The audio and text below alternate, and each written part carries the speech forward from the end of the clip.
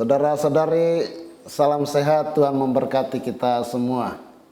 Pada kesempatan ini kita akan ngobrol dengan seorang yang luar biasa yang semua pasti sudah kenal, yaitu Ibu Veronica Tan. Iya, selamat siang, selamat siang Ibu Veronica. Senang bisa datang ke Bali. Terima kasih sudah bersedia untuk ngobrol sama Romo pada kesempatan ini. Mungkin Ibu Tan bisa menyapa pemirsa dan memperkenalkan diri. Selamat siang teman-teman semua.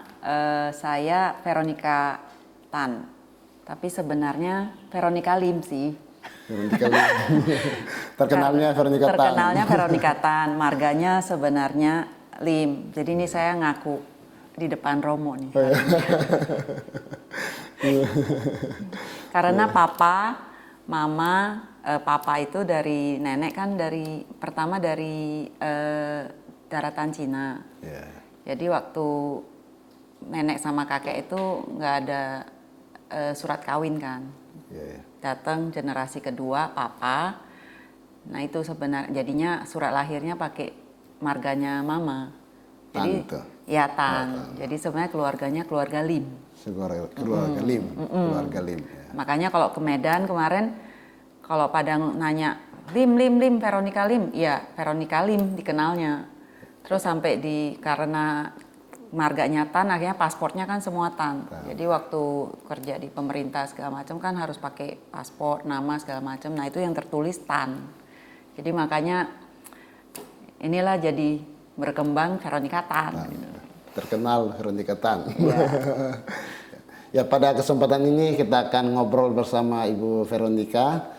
Ibu Veronica akan membagikan pengalaman Ibu bagaimana memaknai hidup ini untuk menjadi berkat bagi banyak orang. Saya dengar-dengar ada begitu banyak bisnis yang sedang dirintis oleh Ibu. Iya. Apa saja itu bisa diceritakan? Saya itu lama ya pelayanan di gereja sebenarnya. Mungkin sekitaran 20 tahun lah. Jadi waktu saya ke Jakarta ya diajak, awalnya saya ke gereja itu memang karena saya sekolah di Jakarta bareng sama keluarga tante. Nah tante itu memang dari kecil anak-anaknya semua dibawa ke gereja. Jadi dari situ sebenarnya ya saya ikutan sebenarnya di gereja. Tapi berjalannya waktu memang sekolah di sana, kuliah terus tinggal di tempat tante. Ya akhirnya ikut pelayanan, jadi awalnya pelayanan musik karena saya bisa piano. Oh, iya, betul. Jadi ikut komisi pemuda lah dulu. Nah habis itu ya udah jadinya dibaptis di gereja di Jakarta. Di GKY. Nah waktu itu masih GKJMB. Nah habis itu pelayanan di situ banyaknya saya itu memang karena di musik. Jadi saya lebih banyak ya pelayanannya di musik, belajar choir. Jadi sebenarnya saya banyak belajar pengalaman musik, jadi konduktor segala macam itu di gereja. Nah gereja pelayanan selama 20 tahun karena gereja besar sinodenya itu akhirnya ya memang saya jadi ngerti. Kita ada komisi-komisi ya Romo. Yeah. Komisi-komisi ada komisi musik, diakonia, ada pernikahan, dan ada majelis, satu sinode, sama sebenarnya kayak di pemerintahan. Akhirnya dari pengalaman itu ya belajar sebenarnya gimana kalau misalnya dalam 1 tahun dalam musik pun kan saya masuk dalam komisinya. Yeah. Dari komisi pemuda, komisi musik, komisi anak. Jadi ya memang banyak pengalaman-pengalaman lebih ke sosial sebenarnya Romo. Jadi akhirnya membuat saya itu ya mungkin ya orang bilang ala biasa terbiasa dan kita juga memang diajarin gitu berbagi dan kita selalu saya selalu berprinsip apa yang kita mau orang lakukan kepada kita ya itu yang kita lakukan kepada orang lain. Betul. Jadi dari itu akhirnya waktu masuk ke pemerintahan itu sama karena konsepnya dalam 1 tahun kita kan tetap harus memberikan proposal apa sih program yang dijalankan, apa sih yang harus dijalankan selama setahun ini. Program-program dari kita, nah nanti program-program kita itu baru disetujui. Nah anggaran yang turun itu biasanya kan ya harus dipakai. Biasanya kalau enggak, nah itu dari pelayanan gereja itu masuklah waktu di pemerintahan kan kita harus jadi ibu PKK. Ya. Jadi harus pemberdayaan perempuan dan anak. Betul. Nah disitulah memang saya coba menerapkan apa yang ada. Karena buat saya selalu berprinsip dimanapun kita ada. Even waktu saya di sekolah pun, waktu masih kuliah saya juga memang saya selalu berprinsip ya mau sekolah apa aja sama aja sih. Yang penting kita milih satu yang kita mau, ya udah kita belajar gitu. Nah memang mungkin ini mungkin jadi basic hidup saya ya. Jadi waktu kuliah pun saya nggak tahu saya mau masuk, namanya anak SMA ya, mau kuliah apa juga saya bingung. Tapi saya cuma lihat misalnya kayak di Untar ngambilnya bisnis akuntansi, di Trisakti ngambilnya teknik industri, di UI saya ngambilnya dokter, semua diujianin promo. Jadi dari dulu pun mungkin ini juga udah sifatnya saya ya. Jadinya akhirnya di Parayangan saya ngambil arsitek. Terus kata orang ya semua saya cobain satu-satu. Terus waktu Parayangan saya juga kaget kok masuk gitu. Katanya susah, katanya arsitek se-Asia Tenggara kan. Susah kan masuknya kan. Pas masuk sana saya masuk. Akhirnya pikir-pikir, wih mungkin saya arsitek ya gitu. Nah akhirnya tapi karena mama waktu itu kan, waktu saya 15 tahun saya udah ke Jakarta, mama agak khawatir gitu loh, ini anak jadi apa ini kalau misalnya ini tiba-tiba ke Bandung sendiri nggak ada yang jaga. Kalau Jakarta kan masih sama tante kan. Jadi waktu ke Parayangan kayaknya agak-agak nggak dikasih gitu loh untuk ngekos. Baliklah saya ke Jakarta, nggak dikasih kuliah, tapi saya jadi pikir ya yang dokter nggak masuk UI, teknik industri masuk tapi bayarnya mahal, biasanya kan ada uang pembangunan. Untar masuk ya juga bayarnya mahal. Ya udah akhirnya mikir-mikir ujian lah di UPH waktu itu ngambil arsitek. Itu waktu itu masih tahun pertama ngambil, ya itu akhirnya ya udah jadi arsitek. Tapi karena ya namanya kita itu kuliah itu sebenarnya kan hanya supaya kita punya komunitas kita. Kita belajar bukan cuma belajar akademik tapi komunitas kita. Ya. Jadi kayak anak-anak sekarang saya juga bilang perlu kuliah nggak? Zaman sekarang ini nggak kuliah juga sebenarnya mau cari uang juga gampang ya Romo ya. TikTokan aja segala macam gitu loh. Tapi kenapa kita harus tetap kuliah? Ya karena anak itu, kita itu bertumbuh, bijaksana itu bertumbuh berdasarkan umur. Kalau sampai kita terlalu pagi untuk bisnis atau apa tanpa mereka punya pergaulan di sekelilingnya mereka yang mensupport istilahnya iman mereka lah, hatinya mereka. Akhirnya sama kan kalau misalnya kita kebanyakan bergaul sama kayak anak-anak di PKK itu kebanyakan bergaul sama nonton sinetron, mama yang nonton sinetron, anaknya gayanya kayak sinetron, promo. Jadi sebenarnya ya tahap-tahap itu yang memang harus dijalanin. Walaupun sebenarnya saya arsitek, ya saya nggak jadi arsitek promo. Jadinya itu pekerja sosial lebih banyak sih. Dulu ya. Akhirnya ya waktu masuk di PKK ya saya coba rombak gimana saya bikin komunitas, saya bikin community center untuk ibu-ibu PKK bisa berkegiatan. Itu yang waktu itu disebut RPTRA, Ruang Publik Terpadu Ramah Anak waktu itu. Nah, berjalannya itu setelah ya namanya hidup ya, Romo. Hidup itu ya kadang-kadang kita planning tapi keluarnya nggak sesuai planning. Tapi buat saya selalu berprinsip apa yang di belakang itu menjadi pelajaran buat saya. Ada salah, ada apapun, ya namanya udah lewat.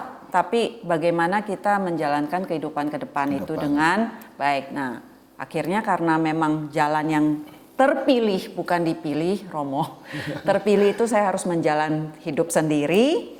Ya saya mesti usaha gitu. Nah itulah kenapa ada waktu awal itu saya milih gimana ya mau bisnis apa. Bisnisnya mesti belajar dari awal lagi.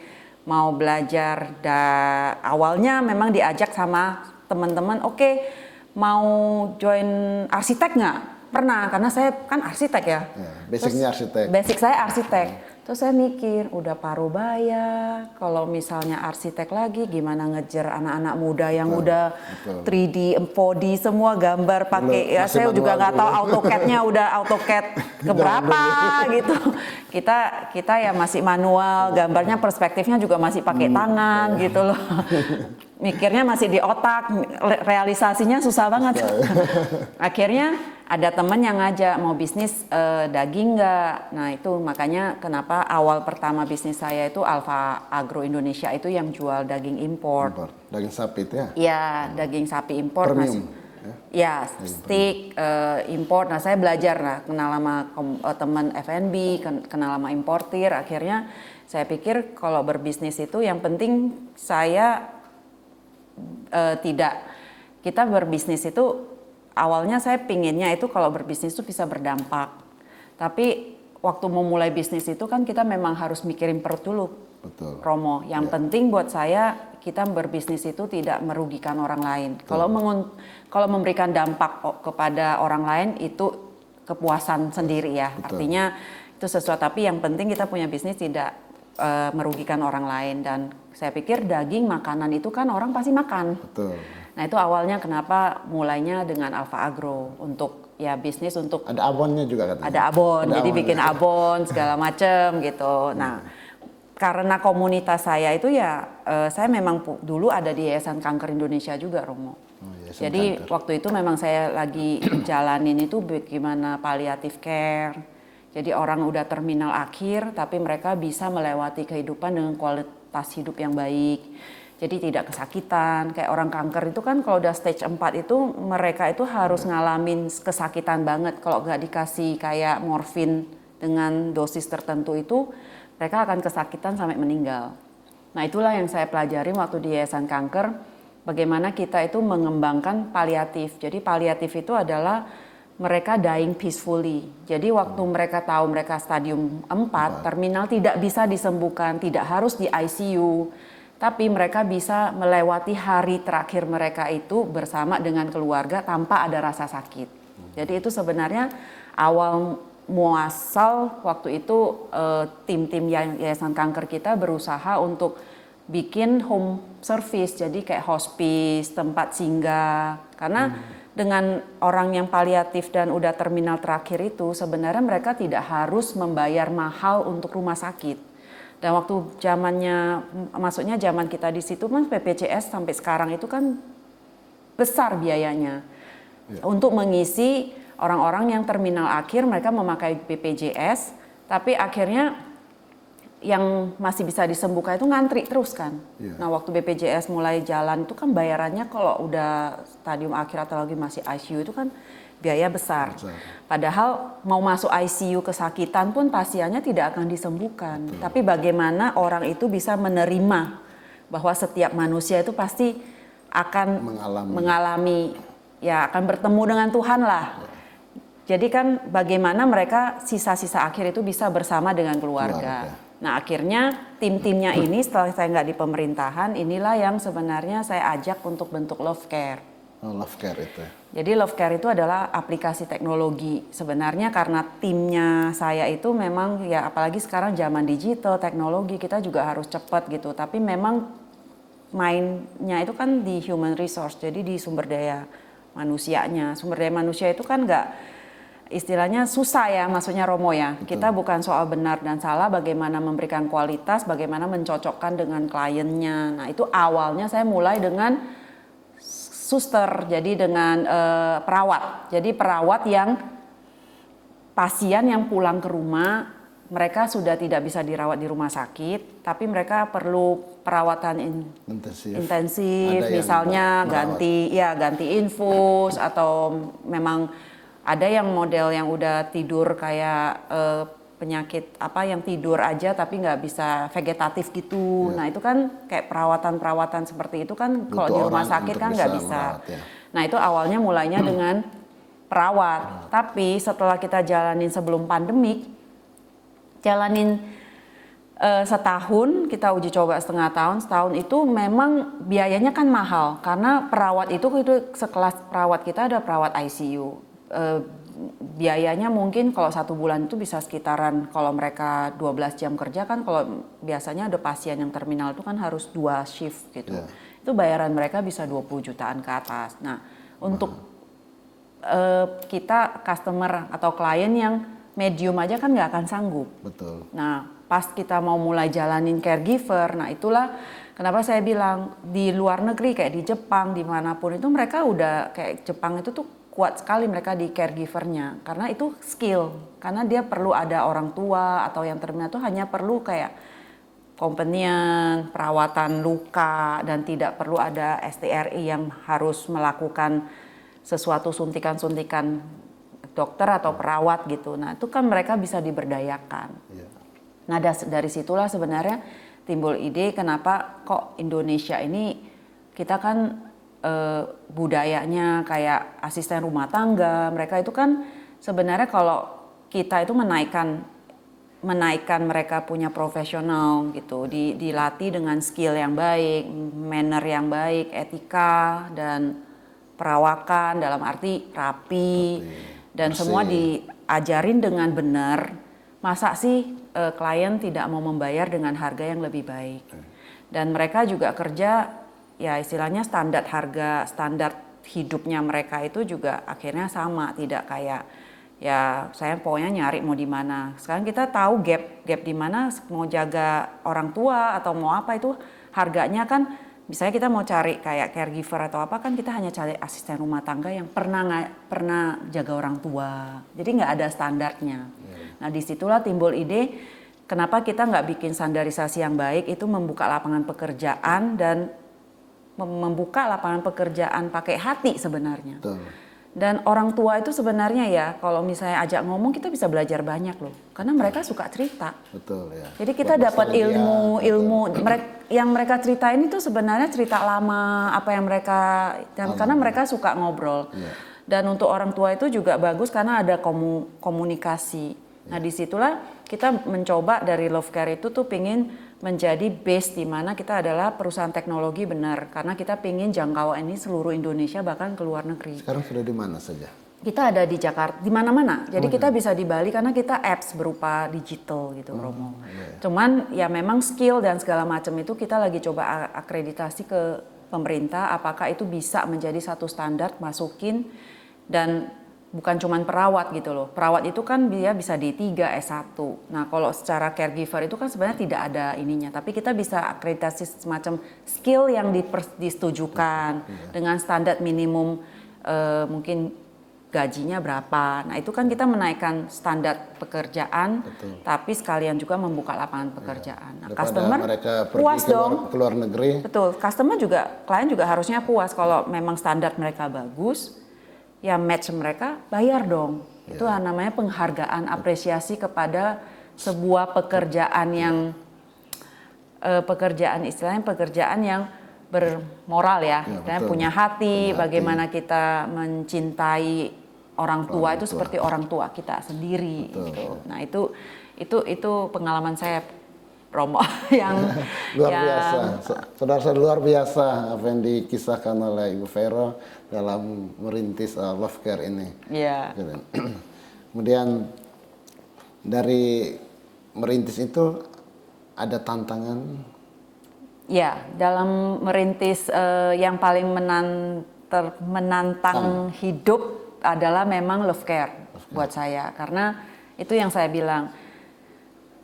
Kita itu berdialog terus sama orang, itu artinya sumber daya manusianya. Sedangkan kita mengharapkan orang-orang yang kita didik itu oke dari A sampai Z. Karena memang kita pakai sistem, cuman kita memang udah leveling mereka berdasarkan mereka punya kriteria. Jadi di dalam orang-orang yang akan masuk di dalam kita punya Love Care ini, kita saring dengan 4 tahap. Jadi kita uji mereka dengan uji kompetensi. Apakah mereka tuh cocok gak sih bekerja? Ada orang yang memang sifatnya itu nggak bisa sabar.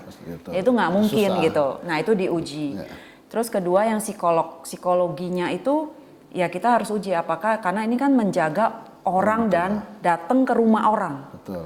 Nah kalau datang ke rumah orang itu kan kita harus pastikan mereka itu secara psikologi mentalnya nggak salah gitu loh. Artinya mereka harus ngelewatin uji bahwa mereka tuh ya benar. Sekarang maksudnya sekarang ini kan banyak sekali orang-orang yang dulu kita nggak tahu, tapi kan sekarang ada tes-tes yang bisa menilai apakah mereka itu ya ada sakit jiwa atau enggak gitu. Itu masuk gitu.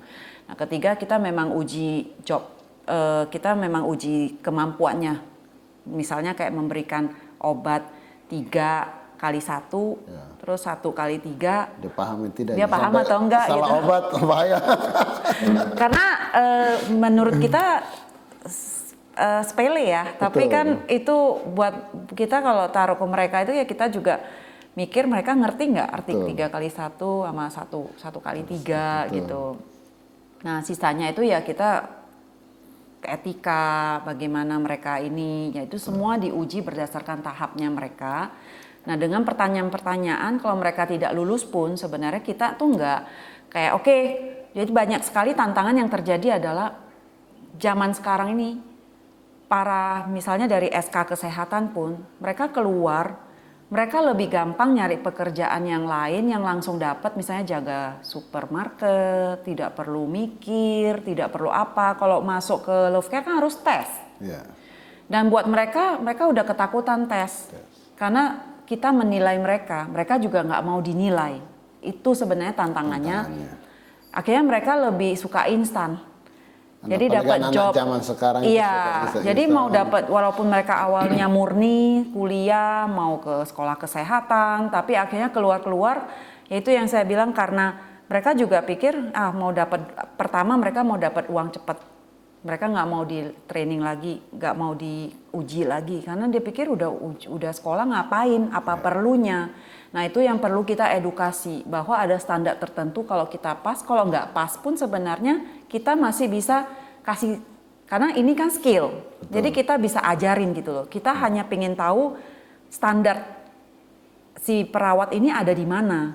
Nah disitulah yang kekurangan mereka itu kita isi gitu loh. Tapi saking zaman begitu instannya anak-anak muda sekarang itu mau cari kerjaan yang penting punya uang tanpa tahu, padahal kalau misalnya standarnya bagus masuk mereka bisa dibayar lebih tinggi. Betul. Dan ada jenjang karir. Betul. Nah itulah tantangan-tantangan yang sebenarnya lagi kita hadapin untuk sekalian mendidik, mengedukasi dan menaikkan profesionalismenya mereka. Makanya anak-anak muda harus menghargai proses ya, menghargai proses untuk sampai jenjang ini harus ada prosesnya. Iya. Jangan mungkin Bu Vero, mungkin nanti ada yang menonton ini, mungkin ada yang tertarik, oh saya mau. Ya. Nanti bagaimana itu? Kalau ada yang tertarik nanti? Nah bisa aja kita ada Instagram Love Care. Jadi tinggal anak sekarang gampang ya. Cek Instagram aja di IG Love Care langsung bisa ngelihat. Bagi yang tertarik boleh IG ke Ibu Vero, nanti bisa ditindaklanjuti. Iya, Romo. Betul.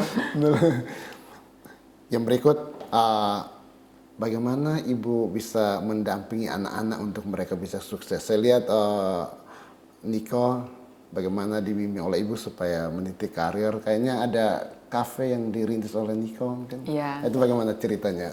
Niko itu ya sekarang lagi sekolah dokter. Sekolah dokter. Ya, jadi sekarang udah lulus teorinya, lagi koas sebenarnya. Nah, awal ya memang yang paling berat itu adalah bagaimana mendampingin anak di saat terjadi sesuatu di dalam keluarga. Nah, buat saya yang paling penting adalah apapun yang terjadi, dan anak-anak harus mengerti apapun yang terjadi dengan orang tua itu, anak-anak itu harus tetap tumbuh sama. Betul. Jadi itu yang menjadi tantangan pada saat ada gejolak itu, memang pada saat itu Niko itu di usia yang sangat nanggung, usia 19-20 ya. Jadi anak yang baru gede gimana sih? Betul. Anak yang lagi berontak, tapi sebenarnya Niko itu nurut anaknya itu. Itu tuh sangat ini, cuman memang punya sifat yang rada cepet emosian juga.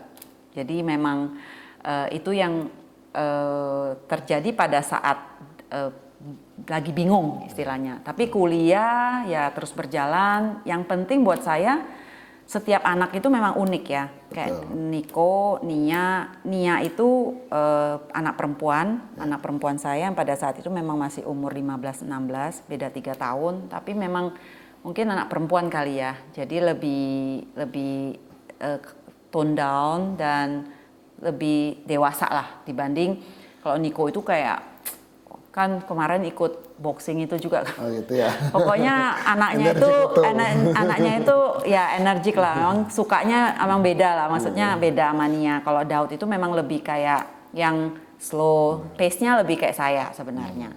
Nah Niko, awalnya diajak memang sama teman waktu masih kuliah itu mau buka baju nggak se-Indonesia. Nah itu awalnya sebenarnya diajak teman. Nah saya pikir ya udah zaman ini ya, maksudnya sambil kuliah kan sebenarnya bisa jadi entrepreneur juga. Betul. Walaupun mendidik anak itu ya sebenarnya itu juga proses belajar ya. Kita nggak pernah sekolah jadi ibu, tapi ya memang kita juga berjalannya dengan proses, dikasih hikmat ya gimana supaya yang penting anak itu kok pada saat marah berontak bagaimana kita ngisi terus ya berantem gitu loh, tapi habis itu ya kita tetap pantau gitu loh. Betul. Namanya sayang ya, artinya maksudnya buat saya itu kayak kalau misalnya kita sebagai orang tua apapun anak itu ya dia salah sampai kita udah kesel setengah mati ya besoknya kita balik lagi karena kan ya cinta murni ya. Betul. Romo ya kayak Tuhan sayang sama kita juga, itu yang kita rasain juga sebagai ibu.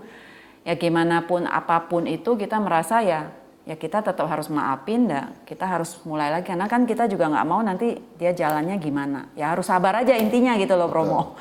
Jadi Niko waktu jalan se-Indonesia ini ya memang sama teman-temannya ya dia mau memang saya dikasih kebebasan karena ya memang udah lebih bebas ya karena keluarga seperti ini. Jadi dia berusaha coba nyari apa yang bisa dilakukan. Ya saya cuma ikutin kalau misalnya ada apa-apa. Oh ini nggak boleh loh Niko. Oh ini nggak boleh loh. Nah akhirnya sampai setelah pandemik atau apa kan memang baju-baju waktu jual baju kan memang bazar-bazar gitu.